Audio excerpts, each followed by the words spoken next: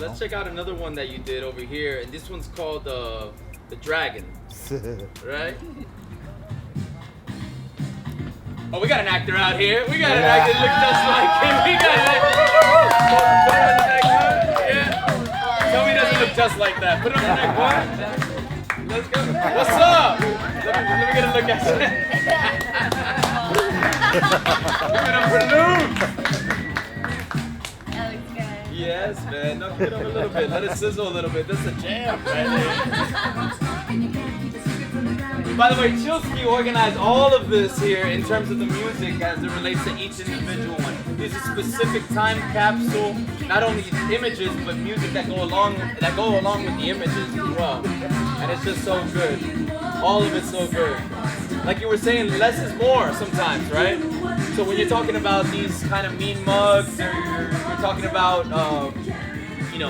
adding these little isms and stuff like that, something that you brought up to me when we were building this show was some of your influences, your Saturday morning cartoons, your Hanna-Barberas and stuff like that. And you can see that because although this is extraordinarily detailed, from the number of holes in the glove on each finger, from the laces and the girth of the laces, from the scenic background, all of this stuff is so incredibly detailed. But you'll look at, like, for example, the cigarette, and there's the smoke, but it's just this cloud and it hazes up, It's simplicity creating extreme detail. Is that right? Yes, absolutely. I'm a fan. Talk to me about this piece. Well, so this one is kind of like capturing a moment that actually predates the other guys that we just showed. This is more like 1981, 82, 83 era. More 81 to 82. So, this is prior to us getting into like the whole Lee outfit. We're still kind of somewhat in that transition from Disco, 70 to 80s. Kind of disco there. So Yeah. my man is rocking like somewhat the bell bottoms. And even though I did a city in the back, like, a lot might interpret it as being New York, but that's actually like Little Havana, you know what I'm saying? And Woo! Little Havana! so, instead of putting the pro-cats, where New York b-boys are known for rocking pro-cats prior to all the Pumas and stuff like that, I decided on rocking the Chuck Taylor's Converse, because that's what we used to rock right here in Miami a lot, And it was also, I don't know, like it's that whole vibe of that era where like the younger kids that I would look up to and that I would see in the street were semi b-boy, but they were also rockers. You know what I'm saying? And we were all into one thing. We went to Kung Fu. For those of y'all that don't know, and I'm just gonna throw it out there, man. Chillski has this affinity for Bruce Lee. How many Bruce Lee tattoos do you have, Chillski? Between 15 or 20. Bruce Lee tattoos. Crazy. But how influential was Bruce Lee, and tell us why?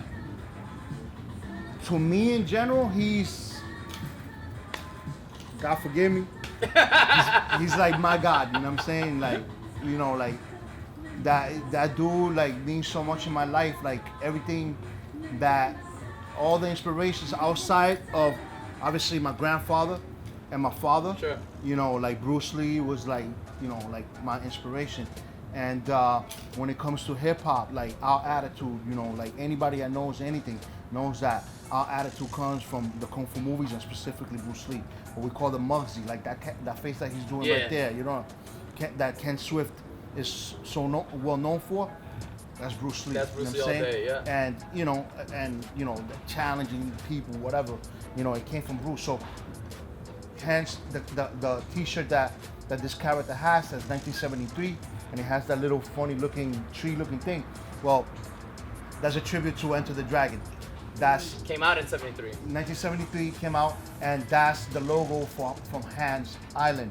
That's island right. that Bruce Lee goes to fight, and to revenge his sister's murderer, and work for the CIA and what have you. Right. So, and of course the nunchucks.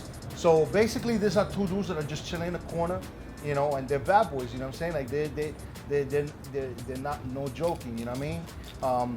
The other dude, I also made sure that I didn't add no T-shirt that was after 82, 83. Yeah, that's actually like a surfer. That's Ocean Pacific, OP.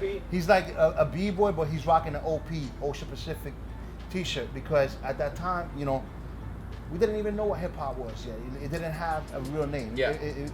We heard the word, but you know, contrary to popular belief, it hadn't been really put together. You know what I'm saying? You had just kids with energy that wanted to become a part of a particular culture that came from New York City.